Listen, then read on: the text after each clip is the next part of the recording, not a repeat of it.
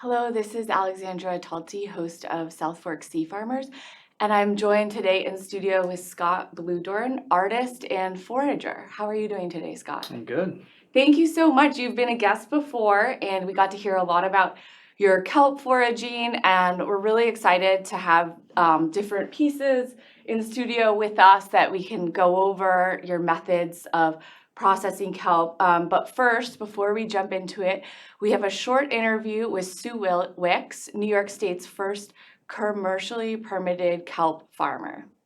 Word. Okay. And okay.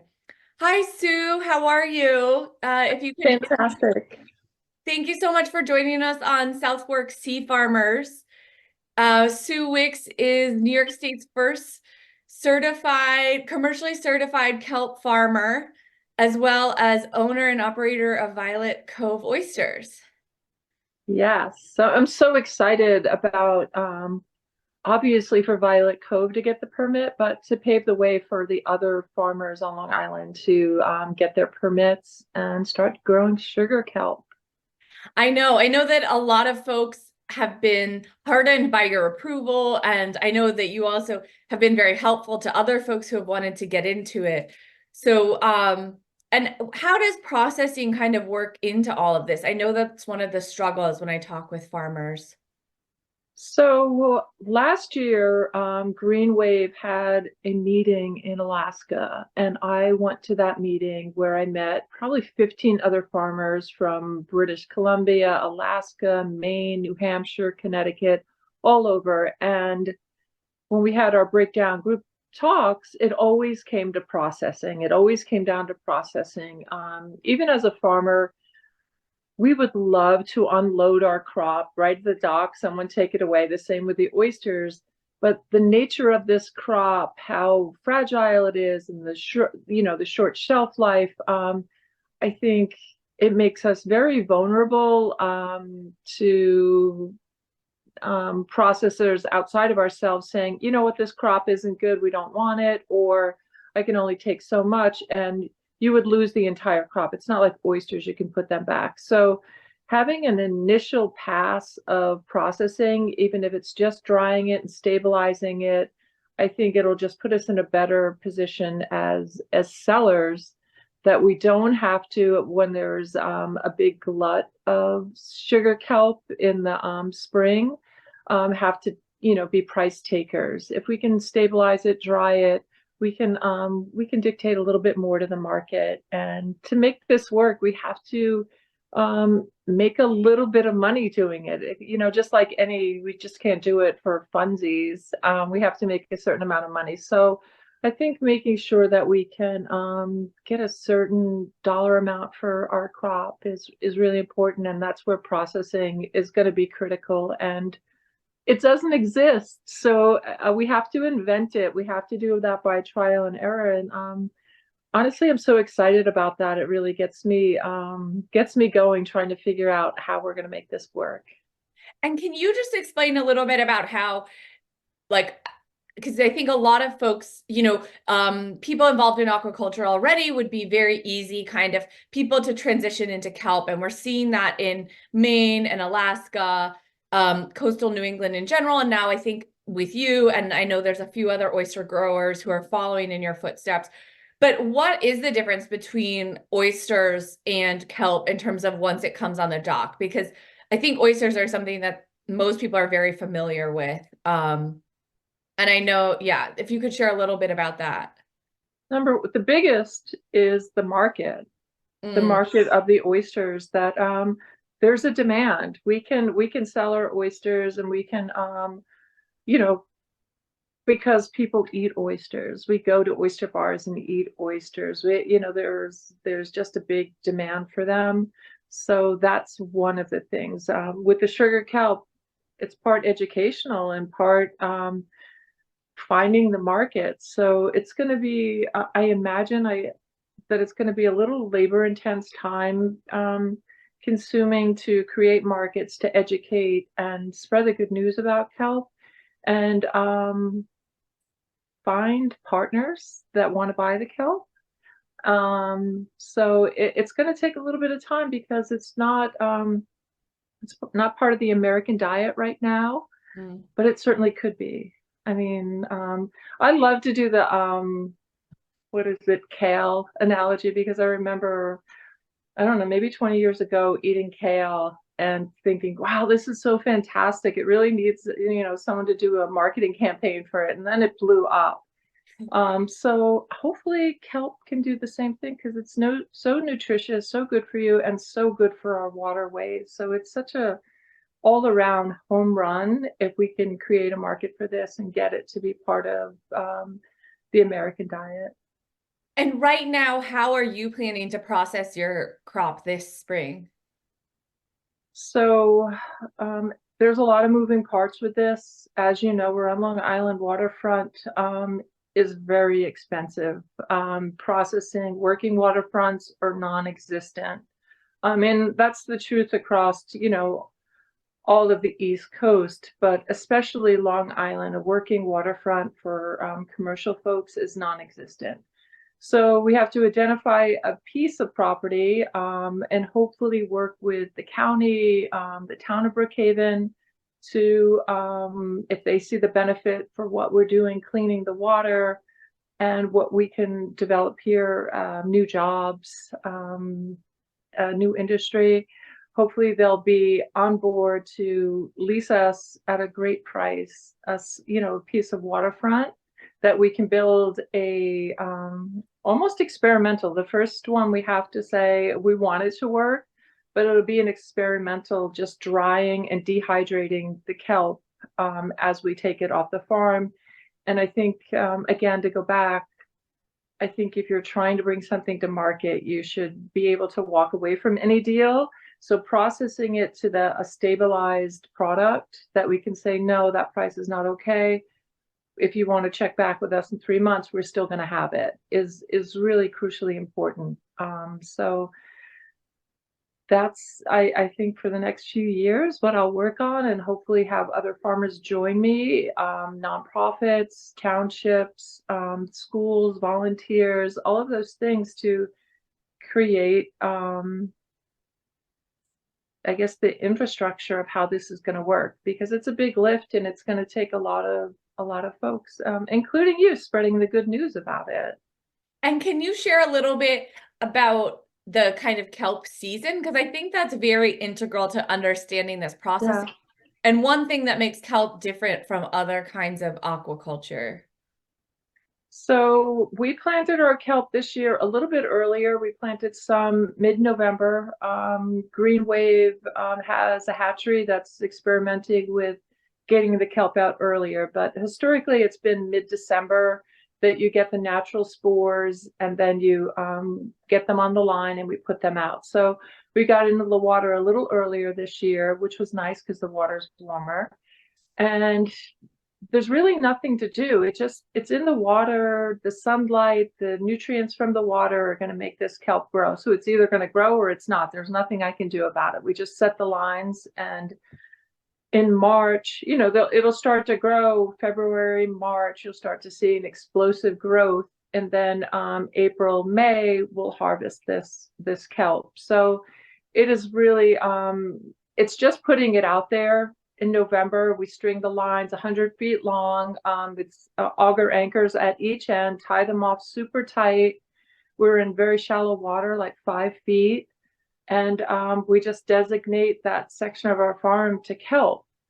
We've interspersed it with our oyster farm this year as well to see the impact of growing kelp and oysters close together, if there is a benefit.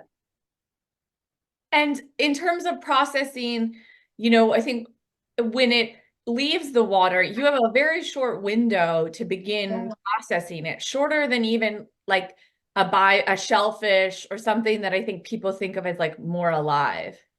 Exactly. So my focus is not on food this year because of that, how fragile this product is and how short the shelf life is. And as soon as you get it out of the water and it hits the oxygen, it starts to change. And it just makes it a very difficult, heavy product, to move and ship. And even if you wanted to freeze it, as soon as you got it to stabilize it, which a lot of folks do, I don't know that that is the direction I'd like to head. I'd like to head towards net zero energy, using solar and drying this mostly with nature to make it really environmentally friendly. So I don't see myself freezing it just yet. I don't see myself selling it as food just yet. But for cosmetics, for fertilizer, for those things right now, absolutely. Whether it's organic farmers or vineyards or home gardeners or folks who live next to the water, who are super aware of the runoff and what it does to our waterways, that might want to switch fertilizer from the sugar kelp, from the chemicals they're using. So that's where we're thinking right now.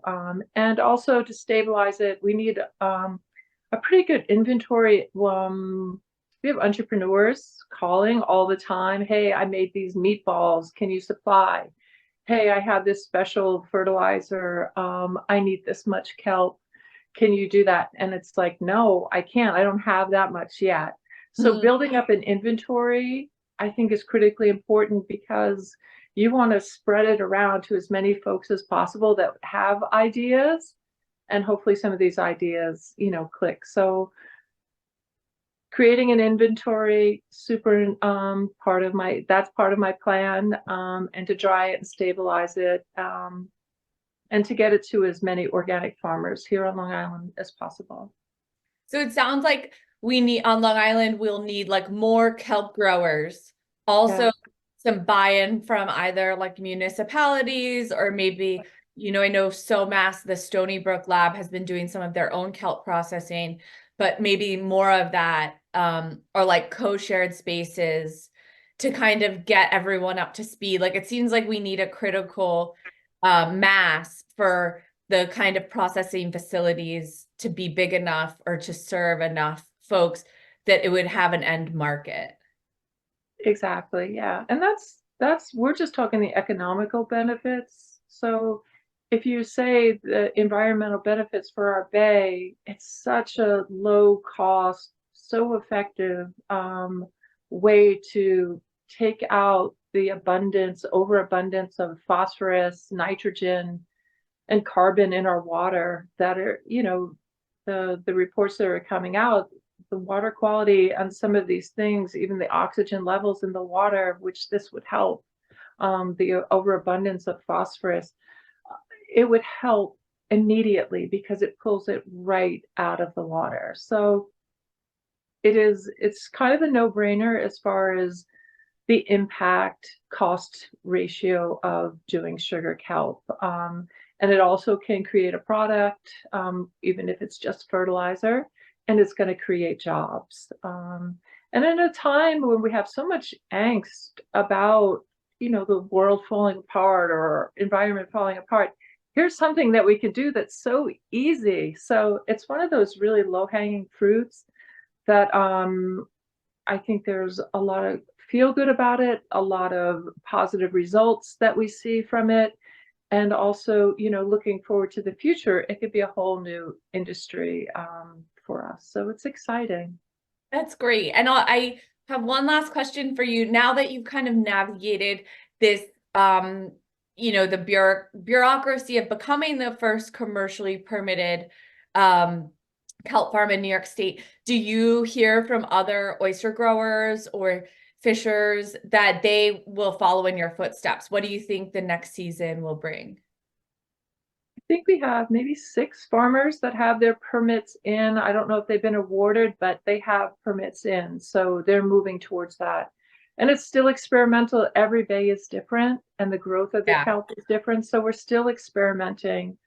In my head, my thought is I want to be as successful as possible with this, and also to share that good news of the success as much as possible, so other farmers join in and see that this can add to their bottom line and also add to the health of their oysters. So that's where I am now. I think that oyster farmers are really busy. It's Yeah. time consuming, hard work, and I think you have to make a really good presentation of the kelp for them to say, all right, I'll give that a try as well. And like I said, it's really low maintenance crop. Mm. So the work is minimal except the harvest and the processing and the selling and the marketing. So, so we have to create the processing and make it so once the farmers do grow it, they have a place probably where they're going to dump it off and let somebody else process for them. I don't think they want two new jobs. They maybe one more job, but not two. Yeah, and I think, if we look to Maine as the example, like the growth of small seaweed farms there really happened after the Atlantic Sea Farms started their processing, because it just really makes it a lot easier for a farmer to, yeah, do another new job, but not also learn how to process. Like you don't do that really with oysters. You just Yeah. make them sell, like you refrigerate them, you take care of them, and then you sell them to the retailer. Oh, your cat is really Yeah, she really likes that. Yeah, so we have to have some success, and I think that New York Sea Grant is working hard on this. Hopefully our governor is sending more money for aquaculture and commercial growers and farmers, and that we get as many individuals that really see this vision and have it and believe in it, engaged and making it a reality. I feel like we're almost there. And in 10 years, we're going to be an overnight success. I love that. Thank you so much for joining us today, Sue. Thank you so much. Well, that was really great to hear from someone in the field. And thank you, Scott, for bringing all of your kelp art here. I really want to jump into what we have. But first, I'd love to hear from you about the foraging process, because I think that's really different than, the kind of kelp farming that Sue was talking about. Yeah, yeah, definitely. I'm going out into the nearshore waters. Mostly around Montauk. Yeah, mostly around Montauk. Kelp needs a rocky bottom, so that's what I look for in general. And yeah, I'm collecting seaweed that has been already dislodged. I'm not ever cutting anything. It usually is a more deep water species or deeper water than where I can actually wade into. But what I'll do is I actually collect the kelp that I find. I look for the higher quality leaves that are not fouled, which biofouling happens on farms and it happens in the wild. And then I'll bring it home, and I tend to line dry it just like laundry, which is, as simple as that. It's just sun drying. You're harvesting in April, and then like beginning of May, so you have a strong sun, and and it's a very much smaller quality. And farming is you get this giant quantity of material, and that might be a lot to deal with. But what I do is I look for kind of just enough for me. And it's a really fun thing to do. I started collecting it, probably 10 years ago. Oh, wow. So that's really cool. It's important to say, like, foraging is probably the number one way that humans have been eating seaweeds for thousands of years. Right. Yeah, exactly. Very traditional in like indigenous communities, and the farming of it is kind of the newer version. But you are like a pioneer in kelp then on Long Island. That's the longest Yeah. I've heard of anyone being involved in seaweeds. I'm sure have not been the first, but I might be one of the more contemporary people. Yes, that's probably a good way to say it. Yeah, I noticed it while walking back from surfing. I'd be like, oh, that's kelp, and I started to learn about it. I was like, oh, it's an edible seaweed, of course, and it kind of piqued my curiosity, and now here I am. And because you're foraging, do you have the same, because one of the things that I hear from a lot of farmers is, when they're harvesting, it's thousands of pounds of kelp that then dries, it loses 90% of its water weight and it dries into being like this basically. but it started out much thicker and bigger. So because you're one person, I imagine that you're not running into the same kind of fermentation issues because you're only taking what you can carry. And then what is usually like your timeline with that? In terms of collecting it, and I try to be just as mindful of the preservation. So I'll go directly kind of home to where I can line dry it, and I haven't experimented with the freeze drying or any of that. But so what I'm using the kelp for is I do eat it for myself, and it's great. I do cook with it. I make all sorts of different dishes with it. But then I'm also using it as an art supply because I'm an artist, and that just because it's like totally a natural thing. Like, oh well, what else could this material be used for? And can you talk, like, these are so beautiful, the pieces that you've brought in. If you could share a little bit about them and how you got the kelp in that manner. Well, this one So here cool. on the table is actually a lamp that you can see. It has a bulb in the back. But the lamp itself is actually it's made out of a shower caddy that I found. I'm very much about wow, found that's- materials, and I also really like the way that the kelp will actually create this glow. You can see it's a very translucent material. So it's kind of a unique lamp. It's made with the actual seaweed stretched around the frame. When it was wet, you stretched Right. it. So when it's wet, it's like this very malleable material, and then when it dries, it actually, you're right, it condenses by 75% or more. So it actually can take a form, and that's what I was experimenting with here. And then for me, like the biggest experiment was learning how do you preserve the actual material to keep it from cracking and because it does just continue to dry and becomes very brittle. So I actually experimented with polyester resin, and then that became the outer kind of shell here. Got it. So you put the wet kelp on it, and then it got to the size that you wanted, and then you put the poly. Like what you use to fix a surfboard. Yep, exactly. Okay. Same kind of stuff, and it's interesting that it does work to an extent. So that's kind of like a breakthrough. And similarly, this is actually This is so a beautiful. piece of preserved Here, I can kelp. hold it. Yeah. So in particular, the species is Latissimus saccharina, which it grows up to 12 feet long. And then this is the sugar kelp that we are talking about as an edible seaweed. I actually found this specimen in Maine, where I was doing a residency. Oh. So same species, and they do a lot of farming up there. And then there's just a lot more kelp that's more in the center of its natural range, whereas we're at the very southern end. Yeah, because I've heard from folks that do the diving off of Montauk or Fisher's Island for the kelp gametophytes, like the spores that are then used.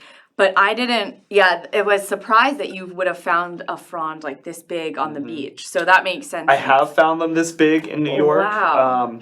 So this would be like kind of the maximum growth. But in Maine, I think they can grow, even bigger because I think it's colder, more oxygenated water. So that might have something to do with the amount of growth. Yeah, I think it grows faster, and then also they're also in deeper waters, which I guess for the wild it's probably similar in that sense. Yeah. So this was the same process of playing with the resin to try to preserve the actual dimensions and also like the actual there's actually a natural kind of a ruffled edge to the kelp, which Here, wait, I'll hold it. It's really beautiful. And then did you put the resin on while it was still drying? Right, I had to. I don't know if you can see it, but you can see it a little bit.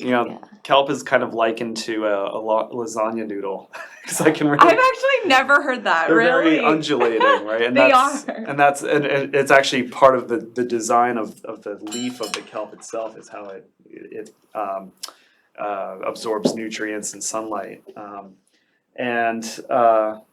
So I did have to resonate it while it was still somewhat damp because it condenses so much. So I had to stretch it and then apply the resin And then it still shrank a little bit, but I was pleased the way that the And form the is resin, mostly there. like, didn't counteract with the salty water, or? It definitely does a little bit. That's still something I'm, learning more about, and there are different ways to preserve the kelp, and I think this is just maybe one of them, and there are probably other processes that work to a more or less extent. So, Because if you had let this continue drying, it would have eventually right, it would looked, probably yeah. not this thin, but like similar. Yeah. So, and then different kelp reacts differently. And then this is a Pacific species, right, from Yes, Japan. yeah. So that's to me what's the most interesting thing is actually playing with different species of kelp. I've been doing work with the sugar kelp, but there's so many other species that are not only, I mean, all kelps are edible, at least to an extent.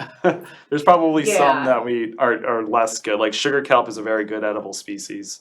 It's a little bit more tender. But then there's the Pacific kelps and there's deep sea kelps, and they're all different. They could be thicker, thinner, probably a different material kind of qualities. Actually, we can try this. I brought this in. I think we actually tried it. Scott was a guest previously and shared some of your kelp cooking. This is Barnacle Seafoods, and it's kelp, also Pacific, but this is the bull Mm-hmm. whip Right. kelp. So, and this one,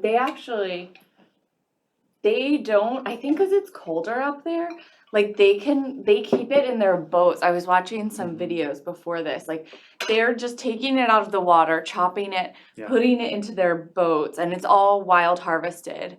And then, yeah, I think because they have like less, it's just colder. They don't really they can wait a little bit to process it, like a couple hours. Whereas here, I've Mhm. heard it can really, like, have you had any fermentation issues? Oh yeah, plenty.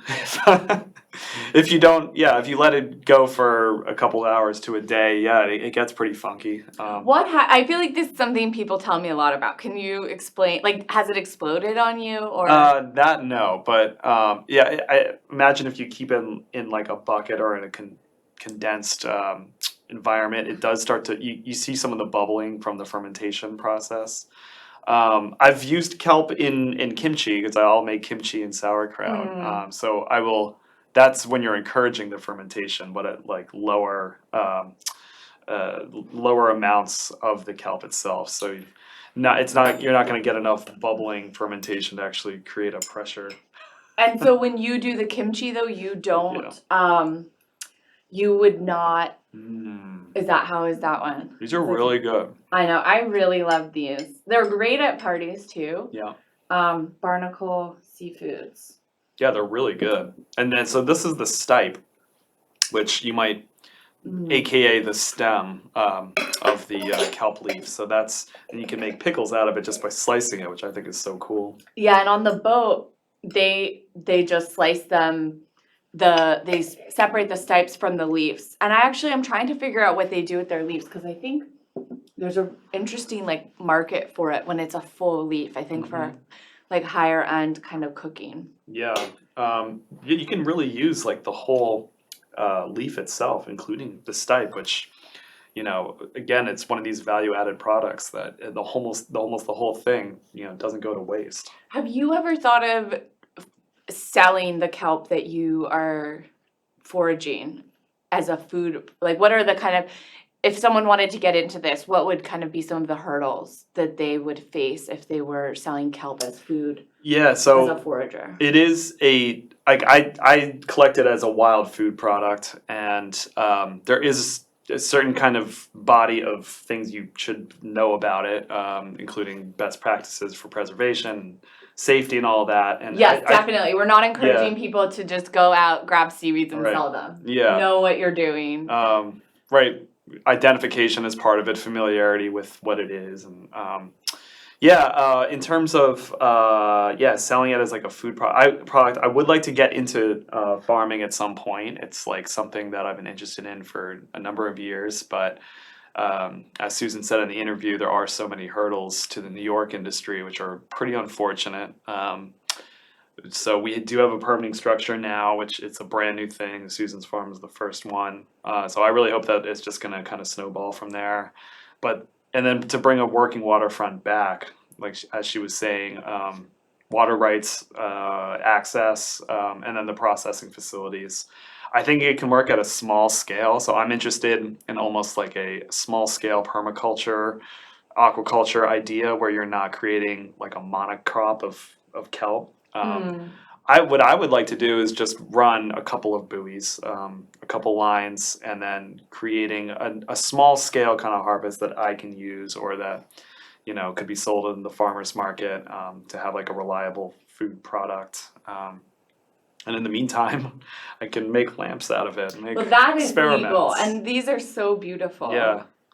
And one piece of good news that I heard kind of over reporting this, there's a potential project in Eastport that is being spearheaded by the Hamptons Alchemist, as well as a fisher, as well as Barley Dunn, who's a part of our Southwark Sea Farmers. So that's exciting. I know it's very early stages. And then there's potentially also a Brookhaven Town project with Violet Cove oysters for processing. So it should be good news on the horizon, which would make it easy for, like, if you wanted to get into it. I think we need like that critical mass, it sounds like. Yeah, definitely. So Green Wave is also just kind of the leader now in terms of kelp farming and sustainable ocean farming, 3D ocean farming.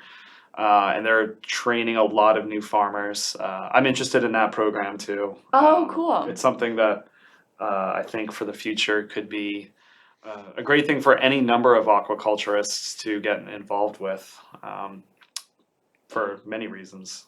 And so when you're cooking with it, do you dry it and then rehydrate it? Yes. Or, So the same way, there's a traditional way of drying kelp, and then there's more of like this newer processing for larger crops, which do require a facility. What I do for is health code reasons or just Yeah, and item also- quantity? both, exactly. So yeah, and again, what I do is it's as primitive as can be. Is I'll just line dry it, just like laundry on a line. And so does it end up, so I picked this up in Japan, and you actually have seen it drying on the beaches Right, south of Tokyo, you were telling me before. yeah. So does it look like this was actually what really got me excited about Yeah. it, is that you can see where it was drying, which is kind of like Yeah, a very simple. Right. So the way they dry it in Japan, which I was lucky enough to see it firsthand in Kamakura in just south of Tokyo, is so they are going out to their kelp beds and rowing it in, traditional boats. It's very traditional. And then they'll sit on the beach with like a small team, and I'll see them blanching it. So they have like these big pitchforks, and they're dumping it into this steaming vat of water to blanch it, which is like a very quick boil. And then they're putting it on the lines, these long they look just like laundry lines, right on the beach. And then what they'll do is tie the strands together so that they're not all getting stuck to each other, because it's very sticky. And this alginate is a very sticky mucus-like material, and which is why they use it in cosmetics. But anyway, they'll let it dry for probably at least 12 hours, and they'll usually come back the next day, and then they cut it down, and in which case, I see them put it on the trucks, and then they might take it to another facility. But that's kind of like your initial drying process. I got to see that on the beaches of Japan. It is a different species, so I'm not sure exactly how that translates to different species, but I assume they're mostly very similar. And this is kombu, Yes. right? So this is like the traditional seaweed that you're gonna eat in seaweed salads and in miso soups for the dashi stock, which is have, like, I like to make Of that little stuff. clippings. Yeah. So yeah, I got it for soups as well. And then it's really tasty, but we're gonna be crunching some kelp here. Yeah. So nice to sample. You can really taste the sea salt. Wow. Yeah, it kind of goes in waves. But it's interesting hearing you talk about seeing these kind of like traditional techniques in Japan, because I think that's part of the difficulty right now that all these kelp growers are facing with processing, is that you need either like these kind of like millions of dollars investment into a facility on a working waterfront that is likely has a high cost of land, at least in the Northeast, or this kind of like traditional knowledge that for the most part, it doesn't seem to be, it's not being incorporated into this, mainstream kelp culture. Yeah. Did you, when you were in Maine, were you able to see other folks outside of the kind of bigger companies? So I haven't been able to see any domestic production specifically of kelp. I've seen mussels and I've seen oysters, and so many people now are utilizing the two in concert together and have all these amazing benefits that.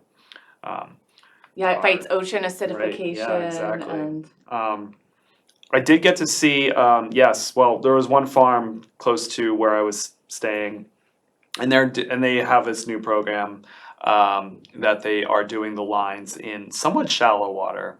I didn't get to see how they do the processing, but it's a really interesting farm. They are also involved in conservation, so that's a huge part of what they're doing. They preserved like huge amounts of acreage of primary woodlands up there, and I believe they're also using the adjacent land for not only for farming and blueberry fields, but they have a lot of programs too. It's an educational farm. wow, this place seems amazing. I Yeah. want to go. Wow. Yeah, it's called Smithereen Farm. If anyone's in far down East Maine, it's as far as you can go, pretty much. Down east. I love it when they say that. Yeah. Yeah, that sounds. I've also heard there's been a lot of like mussel farmers, it seems like, in Maine that are getting into kelp, like more than oysters. I Yep. don't know if you saw that when you were there. Yeah. Mussels are becoming, I guess, more popular.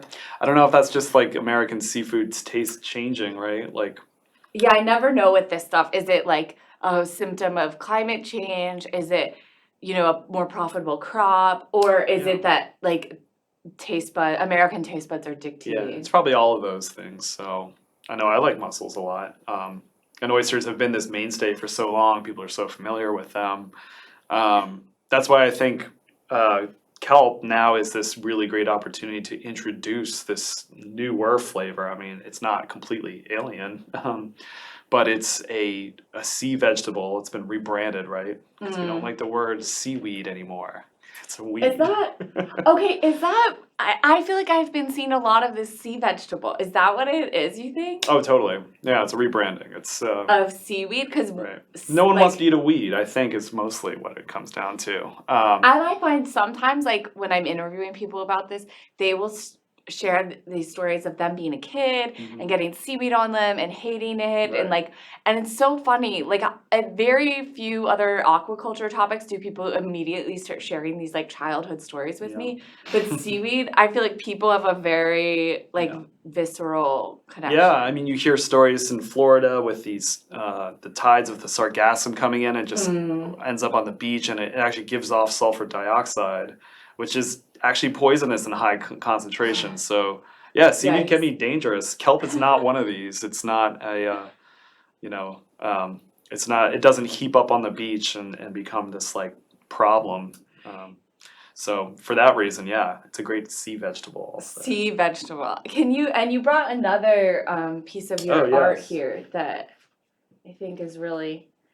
And so how long have you been experimenting or using, like, how long did it take you to start to be able to have kelp in this manner? Because this is really impressive for people that. So this is an experiment as well. It's actually Beautiful. what I would call a kelp paper.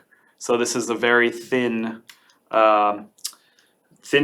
This is the leaf itself. So what I did was I actually flattened it, stretched it, and then flattened it for a couple of days. And surprisingly, it did keep its flat form. While it was wet. And then I just thought, well, can I paint on this? Can I become like a surface for art?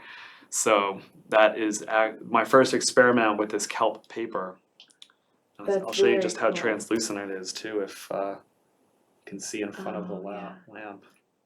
It's kind of interesting. It's and yeah, it's just as thin as any paper. It is very brittle. It's very fragile. Actually, it's two pieces of kelp put together. Is the other interesting thing about it, because it sticks together. So I did try to make some larger sheets, and I feel like it works better at smaller scale, but. Does it have to be like a similar thickness to bind together, or? You know what? That's still an ongoing experiment. I don't think so, but yeah, different kelps can be different. So again, I don't know. It might depend on the age of it. Like this, I think was a younger kelp leaf. Like it's more tender. It's thinner membrane. Oh, interesting. That might help with just how I was able to get it somewhat flat here, and it's like a nice surface to actually work on. Oh, really? Like like Yeah. painting on it felt. Yeah, this is acrylic paint, Okay. which is it is a water-based paint actually. So oil would work even better because there is not any water involved in it. Yeah, Were you worried that it would kind of like rehydrate the kelp? I was concerned about it. This is all such an experiment that to me it's like let's just see what happens here. But so far it kind of has held up, I think so. That is very cool. And so, It's a dory. You can tell that's one of the fishing boats. and your work, I think it's often in conversation with the natural landscape, whether it's actual depictions of things in the natural world or you're using kind of found materials.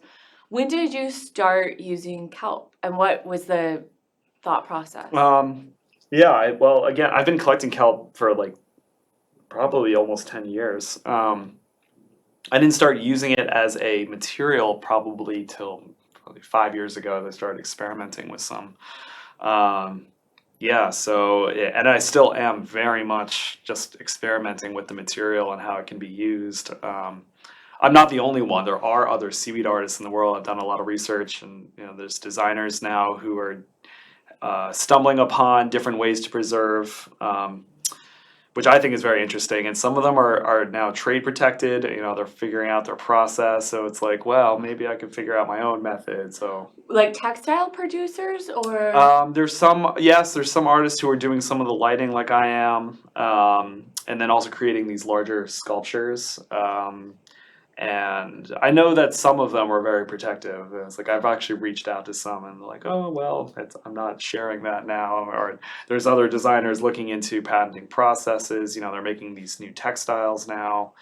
Yeah, I've seen on the business side, I've seen a lot of investment in textiles. Like H&M has like a whole lab that's working in it. Yeah. I guess it's actually, I think it has to do with like the microbial properties that you mentioned Yeah. earlier, that I think that if they can figure out a way to use it, it's regenerative and pulls down carbon and all these great things, but also I think that it can, like they're thinking it could be one of these like super fibers. Yeah, and it has a lot of promise. To me, that's so interesting because, it's one of the most sustainable plant products probably you could even think of.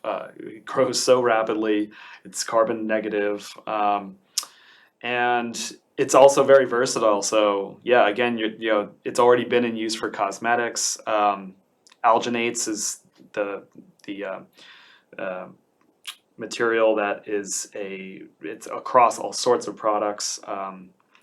It's been used for so many things. It's been used for gunpowder, which is interesting Oh, enough. I didn't know that. Yeah, potash. Some of the early explosives Wait, were actually. really? Yeah, World War Oh. One was probably one on the back of kelp, which is another crazy thing, that you wouldn't think of. But it's also celluloid. So celluloid film is a derivative of the alginate, and it's also a biofuel. So there's it's one of these miracle plant products that it's just like we're probably just going to keep finding new uses for it. Is that what drew you in to start creating art with it? Yeah, exactly. I think this is one of the materials of the future in terms of biofabrication, in terms of getting us closer to a sustainable world where we can use this in place of plastics. So it has huge potential in bioplastics. Yeah, I've seen there's some really cool work that people are doing with like making it into cling film or things that like we need plastics for, like in the medical world. Yeah. But it's very well disposed to be this kind of, compostable film. It is compostable in most cases. The fact that I put resin on it makes this one Not compostable, yes. But there's other things you can do. Again, like some of these new processes are, to my understanding, they're just there's a lot of molecular work that's done. So Like, can you share some more? I love that I these wish I artists could. are not I don't. Yeah, I don't know the enough. state secrets of seaweed. Yeah, some of it I think has to do with the same way you cure leathers. So there's a curing process. It probably has to do with temperature, different additives you might use. Like chemicals. Yeah. So I don't know enough about it. I'm not a chemist. I did very badly in chemistry, so for me So did I. it's all intuition and experimenting and. And how long did it take you to kind of get, like, obviously you're a big fan of seaweeds, but to be able to work with it? Like, was that a frustrating process, or do you think it's accessible? It's definitely frustrating, but it's accessible in the fact that you can play with it in so many different ways. Yeah, I find that it's difficult to work with in terms of the way it dries. Again, it's like it changes so much from when it's wet and it's like this amazing like again lasagna noodle, and then it turns into this like very different papery brittle kind of harder. Like this one. Yeah, so you can see how different it is. So it's frustrating in that regard, but to me that's kind of part of the fun is actually figuring out what it likes, how you dry it. What does it like?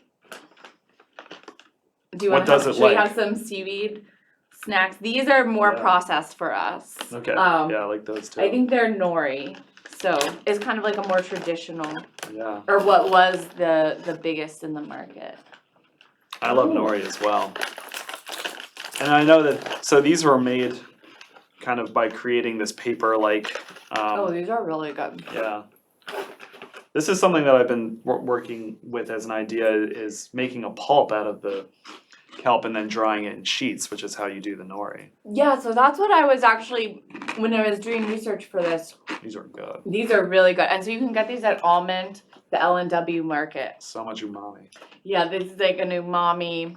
I can see why Jason likes these. This is like very delicious. But it really had me thinking of if there's, because everyone, if you talk to someone in the kelp industry and the term nori comes up, they kind of check out because there's like this frustration that the seaweed market is all this imported seaweed when the American growers are really trying to get their products out there. And they're doing a great job. It's just, one has been entrenched.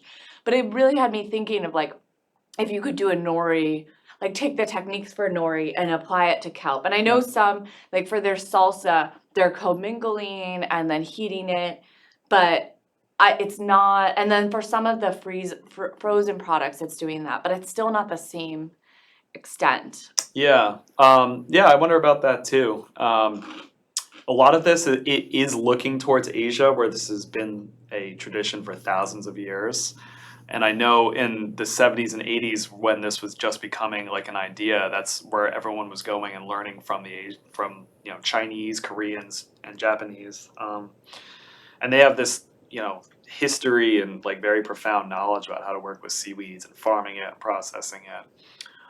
So I think that's all very interesting. But you actually do have different species here now. We have different climate. We have different methodologies, and they could be separate but equal. So that's something that's playing out now, inventing our own ways to do things. Yeah, and I also wonder, just because I know, like with North American kelp, Atlantic kelp, it's the season is so like you have no kelp for a very long time, then you have a ton of kelp. Yeah. So it's this kind of glut. Whereas I don't, especially in warmer climates, I think you're kind of constantly planting, so then you don't have as much of the glut, and then you can have a labor force that's like always processing it. Yeah, that's a consideration for this, especially for sugar kelp. It's a winter crop, so yeah, you're putting this in the fall, and then you harvest it in spring, which is great because it's opposite of most fishing seasons, and shellfish it's like a value added product for most farms. But it's something that you then have to worry about. Okay, well, if I don't have a labor force in the winter months, how are we going to do this? Or is it going to have to be like, do we bring on additional help for the processing? And I think, taking like a step back, looking at New England, and I know more about this region, but like in general, the like working waterfronts are gone. If we look at there's a way less maritime communities of people that are working Yeah. in fishing Yeah. like there were 50 years ago. So I feel like the combination of like the expense of having a working waterfront and then the kind of decline of these maritime coastal Yeah. populations of people who know these traditions, not Mhm. just like the resort kind of Yeah. community.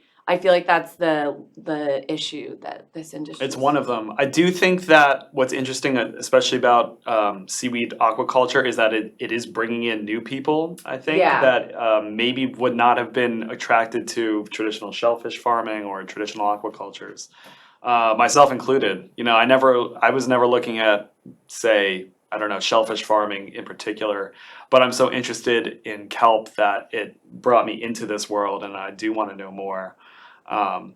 So I think that's interesting as well. But we also can't forget that that there are so many people involved in the industry who want it to expand, and are learning more about it, and are eager for this to happen, and that's going to bring in it's a potentially whole new industry.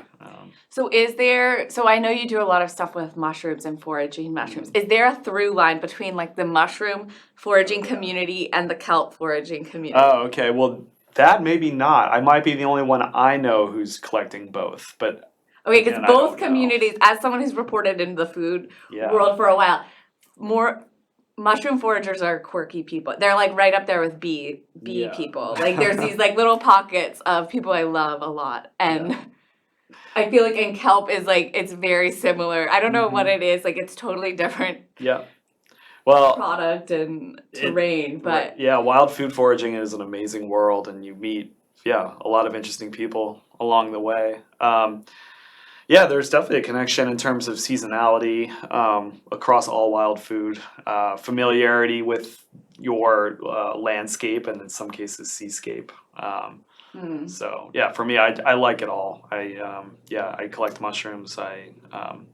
Identification is a big part of it. and just in case, so let's try this. And this is also nori from Japan as well. But the one thing that I thought was really cool about this was just like a grocery store that branded its own. Mm-hmm. So you can tell it's so popular there that like a random grocery store would be like, this is our special nori. Like I feel like this should be the goal for the American kelp industry. Oh, Japan is great. But what are the kind of rules for foraging kelp? And just in case people at home are interested. Well, you never want to, you don't want to pick up any seaweed kelp that is already on the beach and drying out. Okay. You definitely don't, you want to stick to anything that's currently in the water. And what I do is I wait for high tide, so I know that that's fresh water coming in. Don't collect at low tide. And then processing is definitely a big consideration. Another thing is I'm never cutting off fresh seaweed from the bottom. I'm always harvesting the leaves that have already been detached, so that they're just free floating around. And for me, and also you would probably want to go with a guide who already knows a little bit about what they're doing. So. Because of the water aspect? You don't want to collect in anywhere that's a compromised water. If you're down water or down current from like any kind of industrial. Georgia Pond. Don't want to be going there. Yeah. Nowhere near. You don't. You're not going to find kelp there either. Yeah. But, yeah, and also just eat a little bit at first, because you don't. It would be very rare, but you don't know how some people react to different wild foods. So that's just a general rule for me at least. Oh, like eat it in the field, kind of, or the water. Yeah. Well, I mean, I would just eat just a little tiny bit and be like, all right, how do I react to this? Cheers. Yeah, cheers. I love nori. Yeah, it's almost more like, it's interesting trying all the different versions. Mm-hmm. This one's definitely way less salty. I think they must take more of the salt out for this. Well, yeah, it's a different species, so. Yeah, less of that like umami, I feel like. Mm-hmm. Yeah. And do you go out on your surfboard or?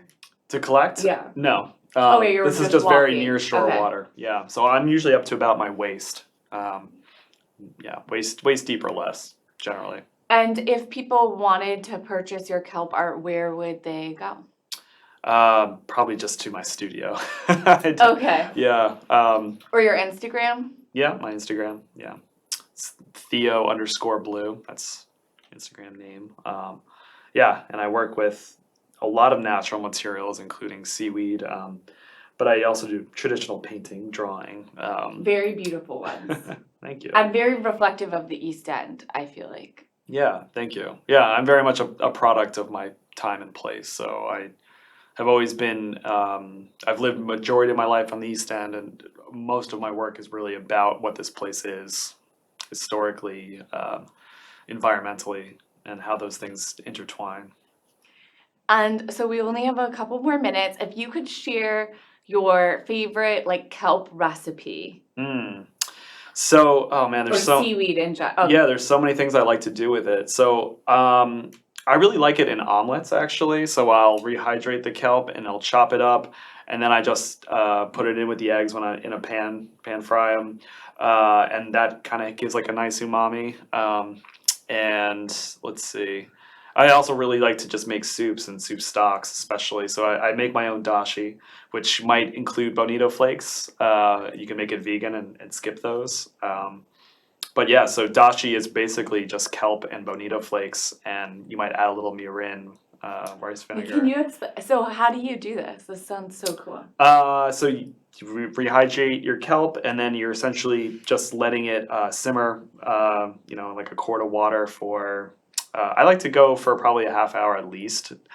I think purists would probably say, "Oh, let it go all day," and you can really get the.